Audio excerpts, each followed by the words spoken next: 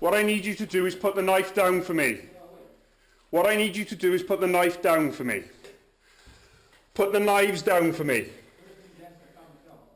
When do you run and when do you fight? There's 3 factors you need to take into consideration. 1 is your reactionary gap. 2 is your personal characteristics. 3, most importantly of all, is really your experience. We always talk about a reactionary gap, a good distance. Now, a good distance technically would be about 2 arms length away. So put your arms up for me, Nick.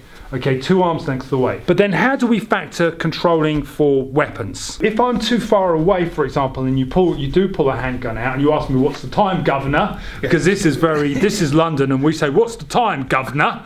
So, governor, what's the time? What's the time? Governor. We've got to get that in there.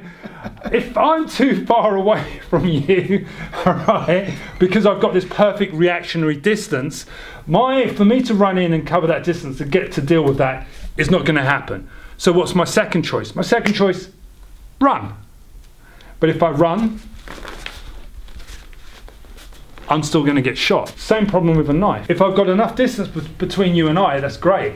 You can run. I can run. But if I'm halfway here and I turn, you're going to stab me in the back. Yeah. So essentially, the interplay between weapons and distance are really what you need to consider. And the older you are, the harder it will be to react. So you've got to look at all the factors that actually play into it. Distance, experience, environment. So one of the things I often talk about is if there's objects around you, try to stand behind the object or stand by the object. So say, for example, there's a column over here. Nick's the bad guy, he's harassing me. Look, mate, I don't want any trouble. And he pulls a weapon out on me. Then essentially, this is my friend.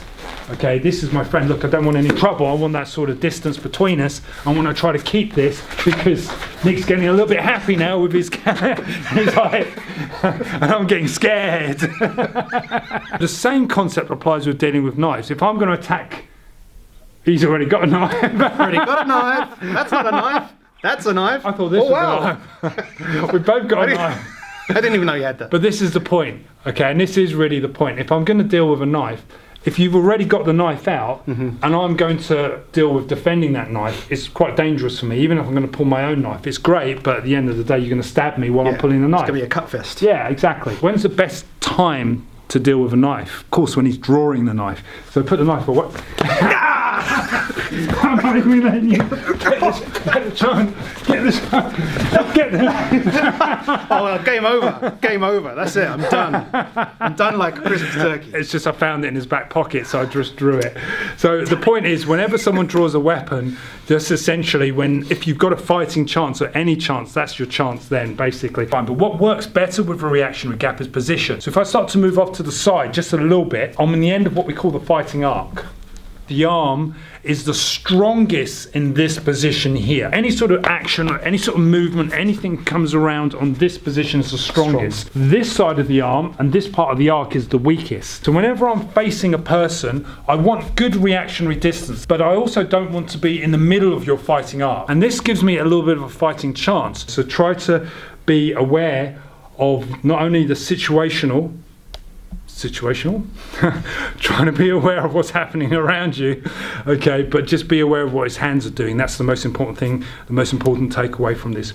Watch the hands, be aware of it. Don't put yourself in an environment or position where you can easily be reached or attacked. So the environment means whatever's in there, so objects, people sometimes. I mean, I've given stories before about being attacked and basically using other people and getting them involved by putting them between me and the attacker. You know, these are sort of tactics that can actually work and essentially can save your skin. So reactionary distances or gaps are essentially something you need to manipulate and have fun with when the bad guy starts to attack you, comes at you.